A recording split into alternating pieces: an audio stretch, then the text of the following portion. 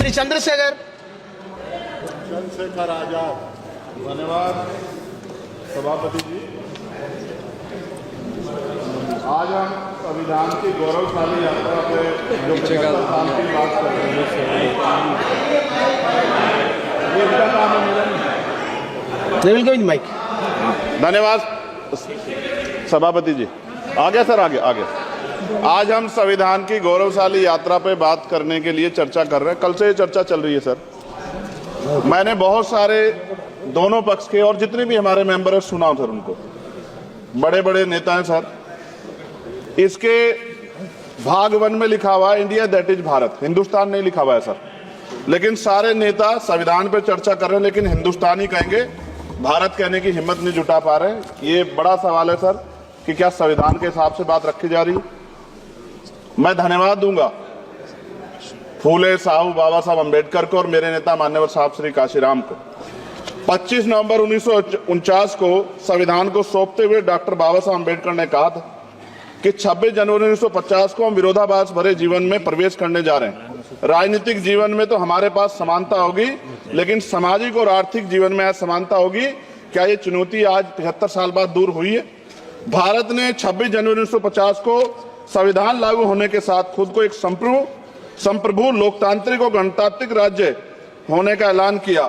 लेकिन सर उस समय संविधान की स्थिति ये थी कि जैसे गांव का कोई आदमी, मैं 50 की बात कर रहा हूं, वो 50 साल पहले शहर में आ जाता और बड़े लोगों की महफिल में चला जाता, उस जहां वो खाना खा रहे हो, और वो टेबल पे नैपकिन को खा के जो है ये कहता कि ये तो फीका, क्योंकि वो जानता ही नहीं था, वो समझता नहीं था संविधान को, संविधान है क्या। संविधान उसके लिए महज दस्तावेज था।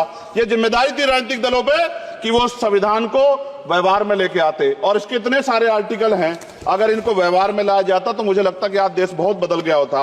बाबा साहब ने कहा था कि लोकतंत्र भारतीय भूमि का केवल ऊपरी पोशाक है, उनके अनुसार यहाँ की संस्कृति अनिवार्य तौर पर लोकतांत्रिक है। भारत जैसे गरीब और गैर बराबरी वाले देश में संविधान के जरिए छुआछूत खत्म करना, वंचितों के लिए सकारात्मक उपाय करना, सभी वयस्कों के लिए मतदान का अधिकार देना और सबके लिए सम्मान अधिकार तय करना, ये बहुत बड़ी उपलब्धि थी सर। ये संविधान है कि आप वहां बैठे हैं और मैं यहाँ खड़ा होकर अपनी बात रख रहा हूं, और इस देश में आदिवासी महिला के तौर पे जो है राष्ट्रपति बनी है, और प्राइम मिनिस्टर तो नहीं बना, लेकिन शेड्यूल कास्ट के बड़े नेताओं को भी जो है राष्ट्रपति बनने का मौका मिला। इस संविधान की देन, अगर वोट हम पे नहीं होता तो शायद अमीर और जो राजा महाराजा खुद को मानते हैं हमारी गलियों तक नहीं आ पाते, हमारे हाल नहीं जान पाते। आजादी का मतलब सर सिर्फ अधिकार पाना भर नहीं है, इसके लिए हमारे संविधान में सरकार और नागरिकों के अधिकारों के शासन के कर्तव्यों का विस्तार से उल्लेख किया गया है। बाबा साहब ने संविधान सभा में दिए गए भाषण में कहा था कि स्वतंत्रता आनंद का विषय है, पर अब हमें अपनी जिम्मेदारियों पर भी ध्यान देना होगा। संविधान ने सुनिश्चित किया कि रानी के पेट से राजा जन्म मिलेगा, वोट से नेता तैयार होगा। आर्थिक बराबरी के लिए सरकार क्या कर रही है? गरीब और गरीब हो रहा है और अमीर हो रहा है। सुबह उठते कहीं बम की धमकी मिलती, कहीं दंगे की। ये अमृत काल है सर या धमकी काल है? कितना बढ़ रहा है आर्टिकल 15 सर। भारत में आज भी घोड़ी चढ़नी बैठती होती है सर। क्या दलितों को यहाँ भी बोलने का नहीं सर? अगर सबको 4 मिनट दे दो, मुझे दे दो। ये भेदभाव नहीं चलेगा दलितों के साथ। Time is 4 minute. Don't waste भाई सर, आप क्या करो, अगर सबको 4 मिनट दिए तो आप मना करो, मैं बंद कर देता हूँ उसको। क्या दलितों को सबसे आखिरी में नंबर मिलेगा और बोलने का मौका मिलेगा? क्या मजाक कर रहे हैं सर आप? नो, ये all independent people are having only 4 minutes. You take sir. Independent में अपनी पार्टी का मेंबर हूँ सर, और जीत के आया हूँ सर, किसी की दया में नहीं आया। Take 1 minute and finish sir. कल भी बोले तो एक दलीय पार्टी के लोग, आप मौका दो सर। मूछे रखने पर हत्या होती है, महिलाओं पे, छोटे मासूम बच्चों पर रेप हिंसा होती है। एनसीआरबी का डाटा देकर डर लगेगा। यही 1 किलोमीटर में संविधान को जला गया, और महाराष्ट्र के परभनी में अभी भी संविधान को नष्ट किया गया, उसकी कॉपी को। आर्टिकल 25-26 में संविधान में सभी को धार्मिक आजादी। कहाँ है दलितों की, मुसलमानों की, जैनों की, बौद्धों की, ईसाइयों की? छत्तीसगढ़ में सतनामी समाज को संविधान की अपनी धार्मिक आजादी के आधार पर जो है उनको अपमानित करके जेल में बंद कर दिया। संभल, अजमेर, अयोध्या सब इसका उदाहरण है। ये सरकार आलोचना डरती है। कितने लोग जेल में बंद है? मिरान हैदर, खालिद सैफी, उमर खालिद खान, सिफा खान, गुलफ्शा फातिमा और आजम खान साहब राजनीतिक विरोध में बंद है।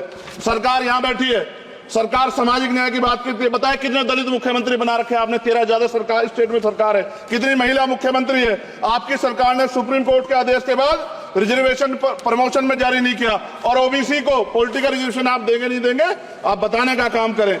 मैं 75 साल की गौरव यात्रा में हम एक सभ्य समाज नहीं बना पाए, इसलिए जाति आधार पर SC ST OBC के बच्चों को प्राइमरी स्कूल से लेकर उच्च संस्थानों में भेदभाव किया जाता है।